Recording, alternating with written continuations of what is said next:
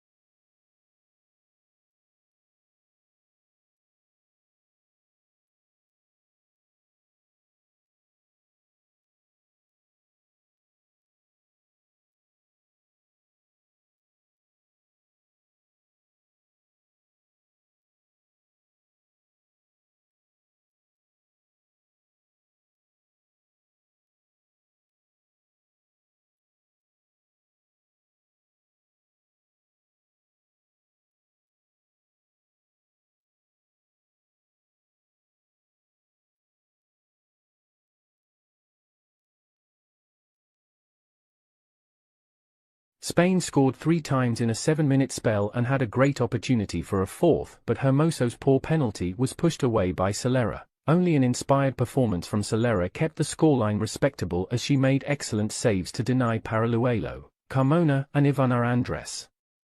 Midfielder Alexia Putellas, who won the Ballon d'Or for being the best player in the world in 2021 and 2022, was among the Spain substitutes and played the last 13 minutes as she recovers from injury. She sustained a serious knee injury just before last year's Women's European Championship and has not played a full match since.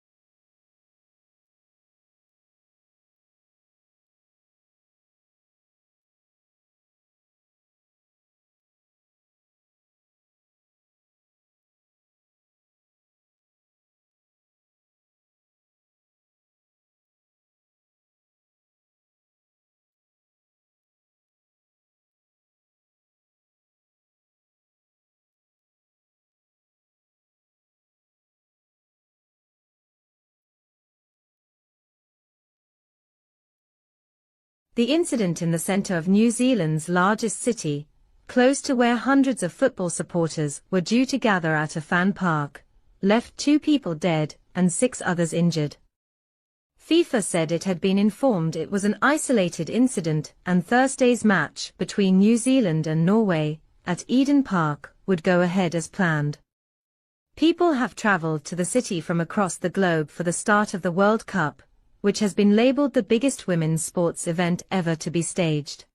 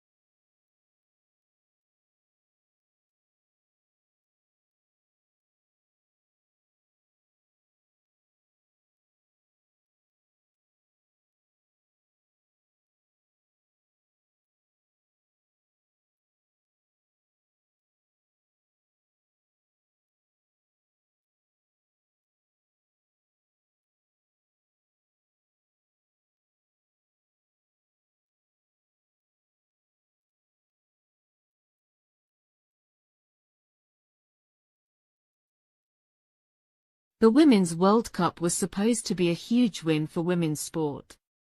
In New Zealand it is something we are really trying to push. It's such a shame that something like this will probably dominate the headlines for days. The Women's World Cup has been years in the making.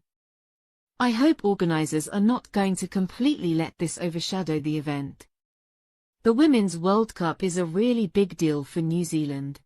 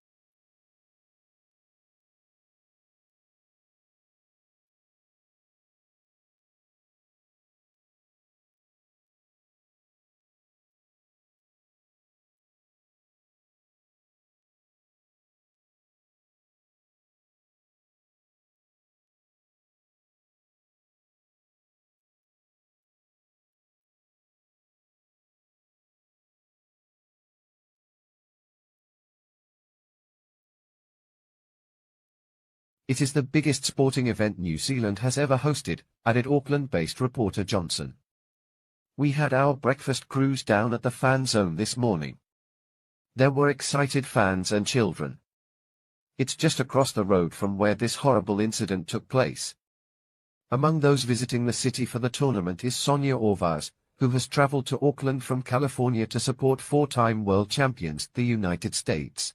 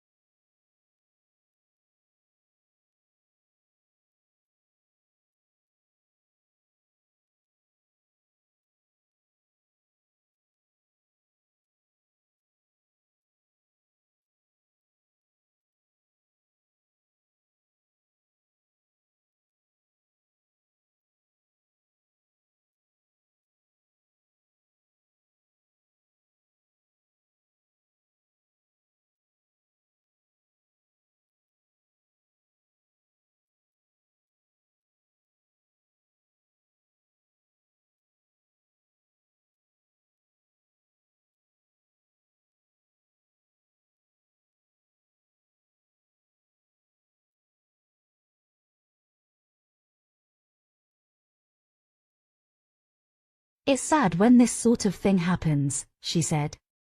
This will obviously overshadow the start of the tournament, which is very unfortunate. It just makes me a little bit sad for Auckland. They've waited years for this. A Canada fan, Cherry Andrews, had been on her way to the fan park when she was diverted because of the incident. We didn't know what was going on, she said.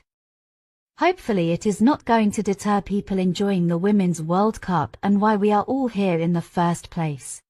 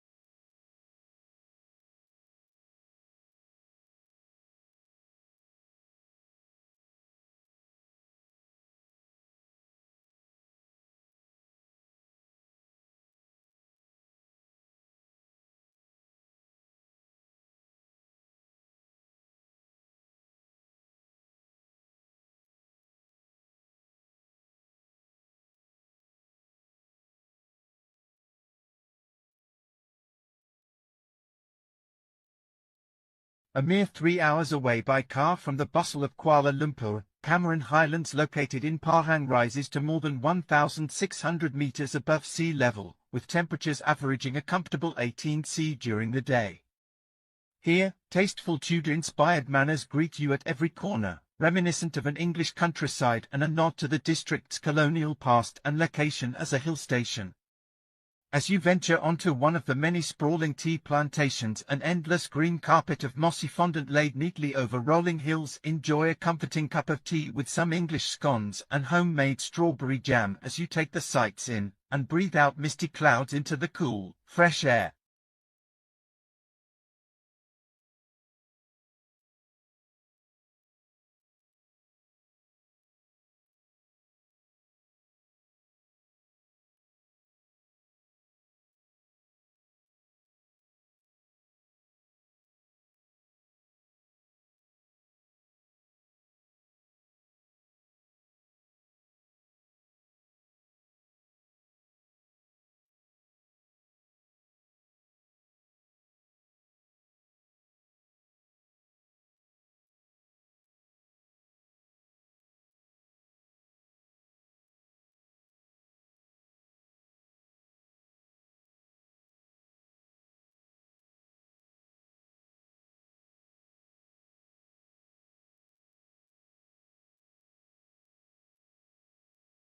Once the sun sets, stalls at the Golden Hills night market light up one by one, like fireflies glowing in the night sky.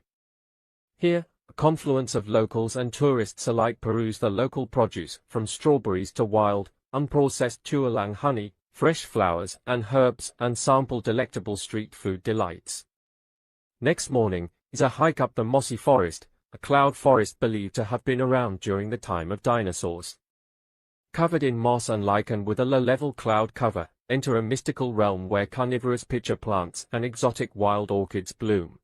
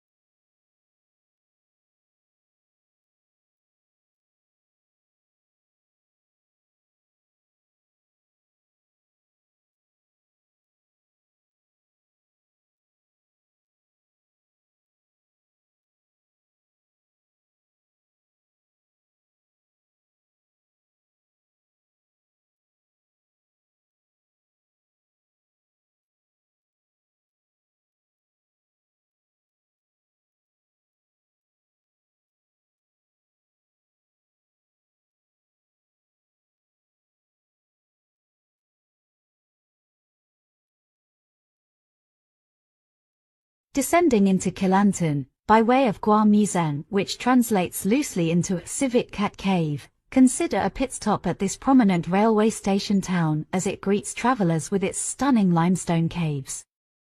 Step back in time as you visit the old railway station, now painted with wonderful murals. Fans of durian, or the king of fruits, should especially make this pilgrimage, as Gua Musang is where the highly sought-after Musang King variety was first discovered.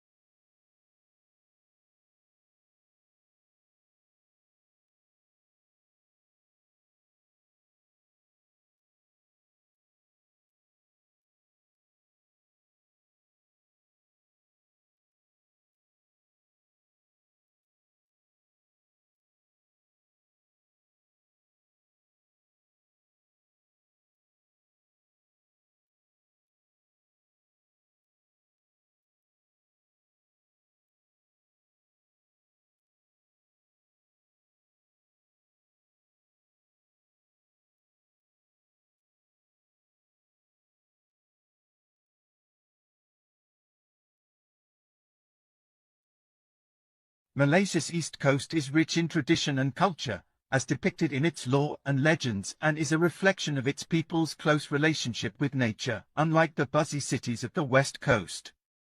Here, a glimpse of old Malaya is possible and will have you considering life at a slower pace, one that's more present and interconnected to one another.